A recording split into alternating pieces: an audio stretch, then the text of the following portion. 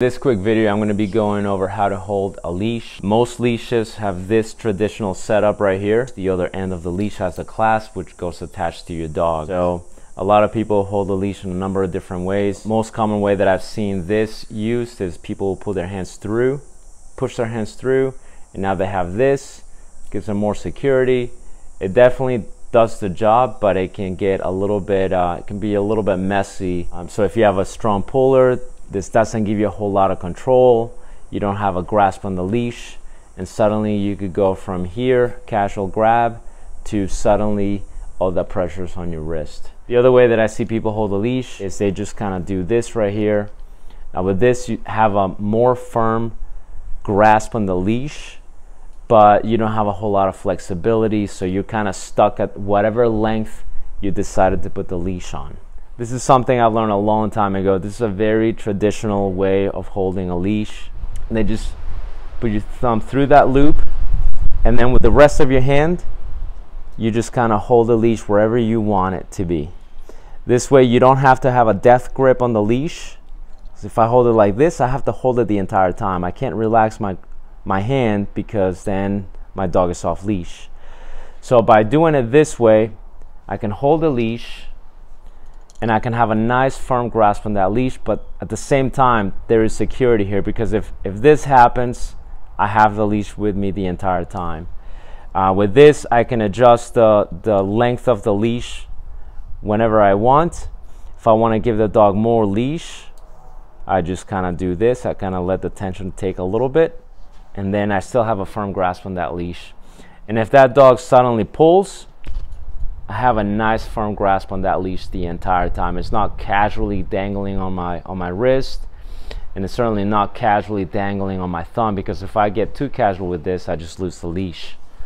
So by doing it this way, I can have a nice relaxed grip on the leash, but suddenly I could have an instant death grip if I needed to. I prefer to use this is the leash with no handles. Been doing it quite a bit with some of the boarding trains that we have, and even with my personal dogs. I'm kind of getting away from the handle leash. I like this right here because I don't have to worry about the dog getting their paws caught on the handle on the leash. The more common leash, this is great if you're walking your dog, if you're training your dog on leash.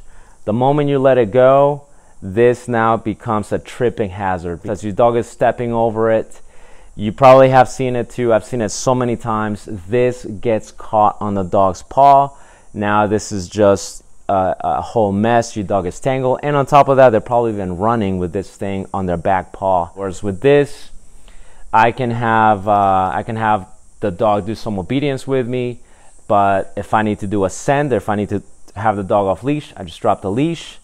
And this is not really a tripping hazard anymore. This is much less likely to get caught on things, and it's much less likely for the dog to somehow get their paws wrapped around this. It's very, very unlikely compared to that. The way that I hold it is very similar to the way I went over in the other leash. What I do here is I just kind of make my own loop, right? So I just kind of do this, and then I'll put my thumb right through that. And now I still have a nice firm grasp on that leash, and it's as though I had a handle, right? And if I need to grab the leash, again, I can hold it the same exact way I had it before. If I need the dog to have more slack, I can give the dog more slack. If the dog suddenly takes off and it's not supposed to, I can instantly have another firm grasp on that leash at a moment's notice. Now, the other way that people hold this leash as well, this is another old school method that I learned from Bart Bellone, and this is a very traditional way to use it, which is similar to what I just went over, but the leash now goes over it just kind of goes between the index finger and the middle finger, just like this fashion right here, just like this. And now you still have a nice firm grasp on that leash. If you need the dog to have more leash, you just kind of work your hand this way, and you still have a nice firm grasp on that leash.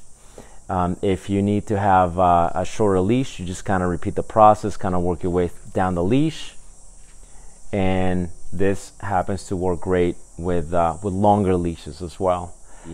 I can have the advantage of a leash with a handle by making my own handle, and I also have the advantage of having a leash without a handle because this leash doesn't have a handle.